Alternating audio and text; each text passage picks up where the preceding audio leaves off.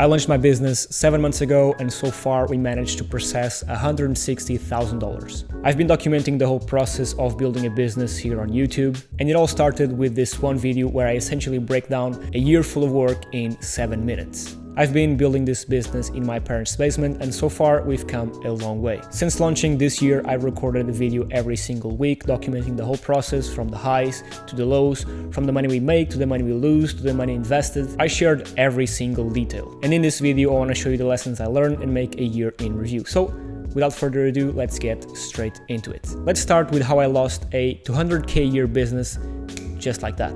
So I was a seller on this other marketplace where I sold my SEO services, and I was making good money with it. I was one of the top sellers and managed to acquire a ton of new clients. But when I launched Vetted, I was banned from that marketplace, essentially because I was building somewhat of a competitor. So that revenue stream went from 200K a year, more or less, to zero overnight. Now, we launched Vetted around 6 months into the year, and that was essentially when I was banned from the other marketplace. So I essentially killed the business and started another one. Now, I might have went from 200K to zero, but one thing I did, which is what I want to talk about next, is build a following. This is super important, and I've talked about this multiple times. Because I managed to build a small following throughout the years, I was able to tell my clients that they could now purchase my services on this new marketplace I was building. And of course, some of them I lost, but a lot of them came through. So I managed to start building that revenue stream again, step by step. Now, building a business with a following is a huge cheat code, and I wouldn't be here today if I hadn't had spent time building a small following to help me through this journey. It is a long process that takes a lot of time because building a following and a personal brand means you're essentially building relationships, and relationships and trust take years to build. Hence why personal brands are so valuable, because when it comes to selling a product or a service, you can just promote it to your personal brand, and because they know, trust, and like you, most likely they'll buy from you. And of course, you have a list of people where you can promote your services to.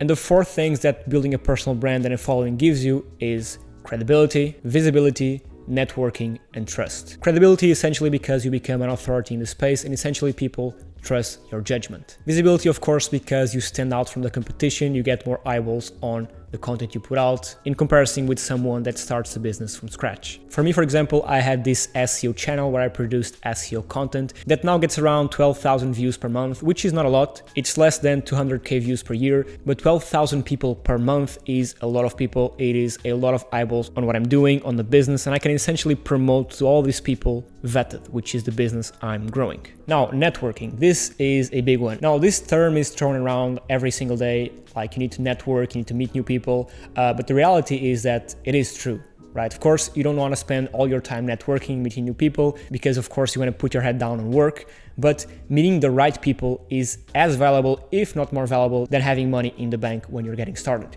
If you know the right people, you can do almost anything you want. And having a personal brand helps you meet these kind of people. And because you put yourself out there, because other people trust you, you're seen as an authority in your niche, and you have visibility and somewhat of an influence over people, it's more likely that other influential people will want to work with you and partner up with you, whether that's a supplier, a business partner, whatever it is, it opens up a lot of doors. And finally, trust. Of course, having a personal brand, showing your face in every single video, helps you build trust with your audience. And the number one factor when it comes to business is trust. If people don't trust you, they're not going to buy from you. So at the end of the day, trust is a very powerful tool. Now, going to Bali. So life isn't just about work. Work-life balance is important to have an healthy mind, which then translates to better business. Because if you have an unhealthy mind, most likely you won't be able to make the right business decisions and follow the best path to success. So work-life balance is very important for that. And I know there's a huge market for this grind set mindset, grind 24/7, work. And while I agree with that to some extent, and while that is true, it's also important to take some time off or work in an environment that lets you work very hard, while at the same time live life a little bit to stimulate your mind and make it healthy. I went to Bali with my co-founder Afonso. He's a software engineer and developed Vetted from scratch. He coded every single line of code. And previously we were working from my parents' basement, but decided we needed a change. We essentially needed a place where we could grow the business, but also grow as individuals. And Bali was the perfect place for that. We went to Bali with the business making around 13K a month in GMV, and we left Bali with around 30 to 40K GMV per month. So it's safe to say it was a great success, both for the business as well as for us as individuals. Now let's talk payments. I learned a lot about payments. Essentially, I learned that the payments industry is extremely complex and that crypto will eventually disrupt it. I don't want to bore you with this stuff, but it's very hard to send payments all across the world, receive payments from multiple different countries. It's not an easy process, and crypto essentially solves that. You can send money to anyone you want, anywhere you want, any amount you want without any restrictions. And that's why crypto brings on a massive amount of value to the payment industry. It was only around 2 weeks ago that we finally solved our payment issues. We still have PayPal holding on to 16,000 of our dollars, and they'll only give them back to us 6 months from now, which sucks, but the majority of the payment issues are now fixed, but it took us 7 months. So I learned that the payment industry is very complex and there's bound to be a disruption very, very soon. Whether that's crypto or something else, something will need to change eventually.